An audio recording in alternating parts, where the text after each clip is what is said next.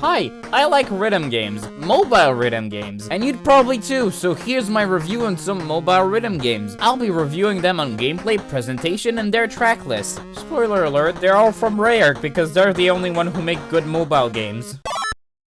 Here's a controversial opinion. I like Cytus 2 more than Cytus 1. Cytus 2 is a rhythm game that plays from a top-down perspective.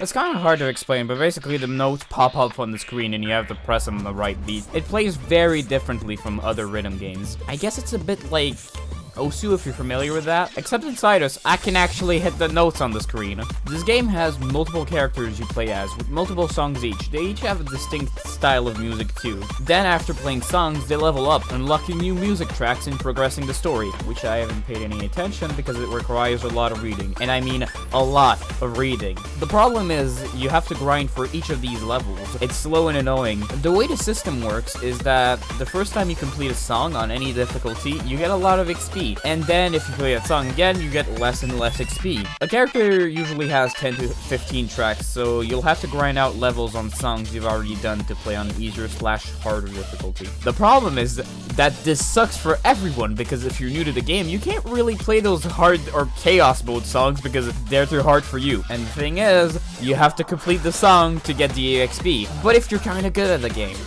this sucks because you have to play in easier difficulties, and let me tell you, it's really boring going back to play a slower song when you've just played the fastest song in the game. But the game visually looked great. Every note hit feels satisfying, and I just love the technical appearance of the game. In my opinion, it looks a lot better than Cytus 1's look. I honestly did not enjoy the appearance of the game, and hitting notes felt odd and not satisfying at times. Now we arrive at probably the worst issue of Cytus 2. The total track in the game is not that much, to be honest. The game overall has 74 tracks, and most of them you have to unlock by leveling up. This doesn't sound half bad until you realize you have to grind for a certain character for a hecka long time, and that specific character only has 5 to 6 songs at the point you are. But to make things worse, since all of these characters have different styles, you might not even enjoy any of their songs. For example, there's Crystal Punk, which is a rock-based character. Most of my characters are at level 70.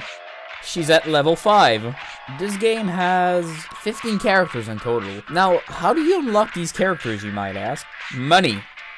A lot of money. Each character costs around 15 bucks, which seems expensive, but alright, it's like $1 per song. A bit expensive, but that's fine. But wait, what's the price of the game, you might ask? It's $2. A single character costs 7 times more than the game itself.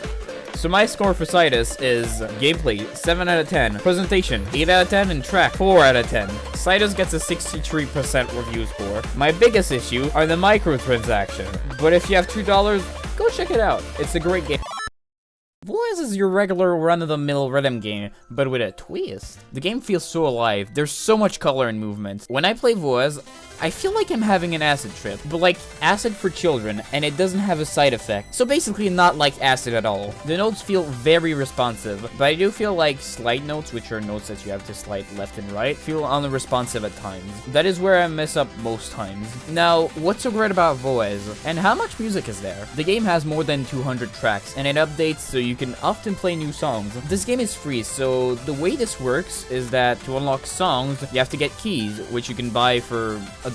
But you can also unlock them by completing objectives that can reward you with keys. Now that's pretty nice, but it quickly gets hard when you realize you have to almost perfectly play a song in special difficulty, which is usually the hardest difficulty. So, good idea, bad execution. But worry not, since Voez lets you play a selection of songs for free, which it updates sometimes, so you can almost always have something different to play. Voez is a fun game to play in bursts, but you don't really have any reasons to play it constantly, except for the objective system. It sorta gets boring after a few songs, so I'd suggest you play it sometimes when you're bored, but don't overdo it. So, for gameplay, I give it an 8 out of 10, presentation a 9 out of 10, and for the tracks, I give it an 8 out of 10. Voez gets an 83% review score. It's a very good game, it's free, and honestly, it's very fun.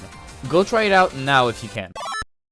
Demo's probably the best music game I've ever played. For a bit of history, Demo is the first rhythm game I've ever played. My brother bought the full game on his phone a long time ago, and I would often play it. Sadly, I don't have the full game, so for this video, the visuals are from the trial version. Demo is a regular rhythm game. It doesn't have any gimmick to sell it. What you see is what you get. Actually, the game is kind of bland. It's a black and white screen very different from Voez's constant barrage of colors. So why is this game so good? Demo is the most refined rhythm game out of all the rhythm games I've played. It plays so well, it feels so rewarding to play well. It's also the hardest game in my opinion. The game starts out easy, but you can change that for your experience. Now, what about the presentation? Well, unlike Cytus and Voez, Demo is very calm. It has the best art in my opinion. It's really beautiful, especially cutscene, which I won't show in this video because spoilers and stuff. Actually, it's the only game from all of these that I've listened to the story. The ending is really good. Kinda cheesy, but still good. Now, how about those tracks? Demo has around 75 songs. If you buy the DLC, that goes up to 100 tracks in total, which is more than Cytus, but less than Voez. You unlock songs by playing tracks, but unlike Cytus, it doesn't feel like grinding since unlocking songs is way quicker. You can play any songs and you get the same amount of progress in the game, but you can also buy albums for $4. It's way less expensive than other games, and you get all the songs in one shot, so no need to grind for any of them. Although this does mean that if you want to pick up everything the game has, you'll have to pay about $176, which is a tad expensive. So I wouldn't recommend it. Just buy the albums that you like the most, or buy the Switch version, which is around 50 bucks, and you get every album plus the DLC. It's what I plan to do in the future. I really want to revisit Demo at one point. So here's my review score. 9 out of 10 for gameplay, 10 out of 10 for presentation, and 9 out of 10 for the tracks. If you ever get the chance, play Demo.